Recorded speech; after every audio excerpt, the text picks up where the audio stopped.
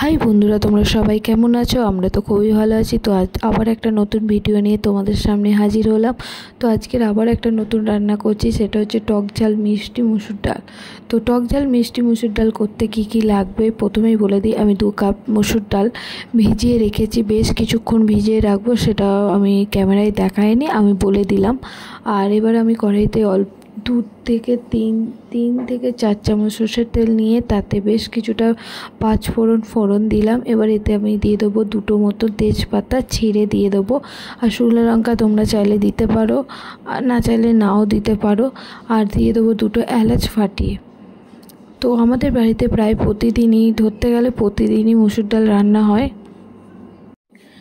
আমার বাবা মুসুর ডাল ছাড়া ভাত খেতে পারে না, তাই আমাদের বাড়িতে মুসুর ডালের প্রায় অনেক রকমের পদ তৈরি হয়, বাট এইরকম কোনোদিন টক ঝাল মিষ্টি মুসুর ডাল বানানো হয়নি। তো আজকের আবার একটা নতুন রেসিপি তোমাদের সাথে শেয়ার করছি। তো এইরকমভাবে কড়াইতে দিয়ে দিয়েছি। এবার এইগুলো বেশ ভাজা ভাজা হয়ে গেলে, অবশ্যই গ্যাসের আঁচটা একদম সিম করে রাখবে। ভাজা ভাজা হয়ে গেলে এতে আমি দিয়ে দেবো দুটো কুচানো পেঁয়াজ কুচি, যেটা পেঁয়াজ কুচিগুলো খুব যে মোটা বা খুব যে পাতলা কুচি করবো এমন না, একটু হালকা কুচি করবো। দেখো যে এইরকমই করে এইটা বেশ ভালো করে নাড়াচাড়া করবো যতক্ষণ না হালকা রেড আভা আসছে।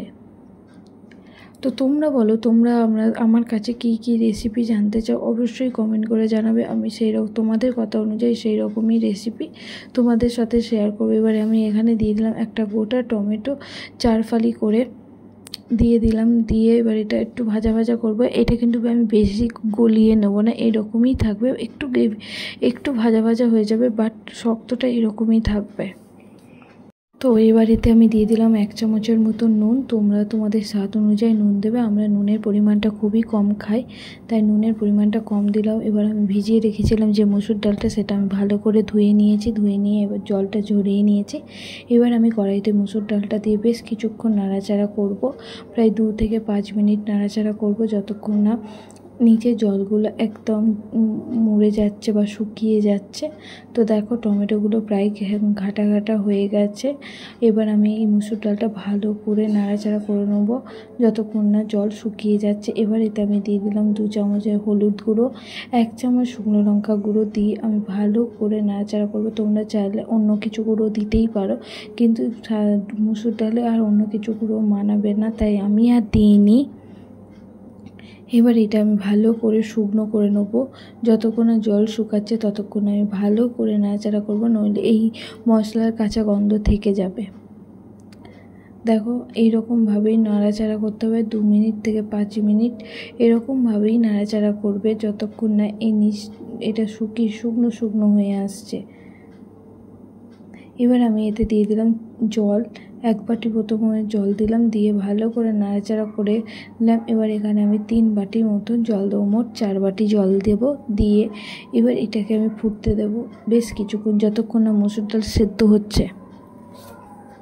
এবার এতে আমি বেশ কিছুটা জল দেবো, যতক্ষণ না মনে হবে যে মুসুর ডাল কতটা জল দিলে সেদ্ধ হবে, সেই রকমই আমি এটাতে 2 গ্লাস থেকে 3 গ্লাস জল দিয়েছিলাম। তো দিয়ে এবার ভালো করে নাড়াচাড়া করে এটাকে ফুটতে দেবো যতক্ষণ না সেদ্ধ হবে। তো তার আমার মুসুর ডাল সেদ্ধ হয়ে গেছে। এবার আমি প্রায় 6 থেকে 10 মিনিট সেদ্ধ করতে দেখলাম যে মুসুর ডাল সেদ্ধ হয়ে গেছে। এবার একটা কোনো কিছু ঘাটা নিয়ে মুসুর ডালটা ভালো করে ঘেটে নেবে, যাতে মুসুর ডালটা ঘন হয়ে যায়। তবে ঘন মুসুর ডাল আমার আবার খেতে খুব একটা যে পছন্দ করি এমনটা নয়, কিন্তু নিজে যখন রান্না করেছি তখন তো মুসুর ডাল খেতে হবে। তো এবার আমি মুসুর ডালটা ভেঙে নিলাম। তো পরে বন্ধুরা, আমার রান্নাগুলো তোমাদের কেমন লাগছে, ভালো লাগলে অবশ্যই লাইক কমেন্ট শেয়ার করতে বলবেন, আর এভাবে পাশে থাকবে। ধন্যবাদ।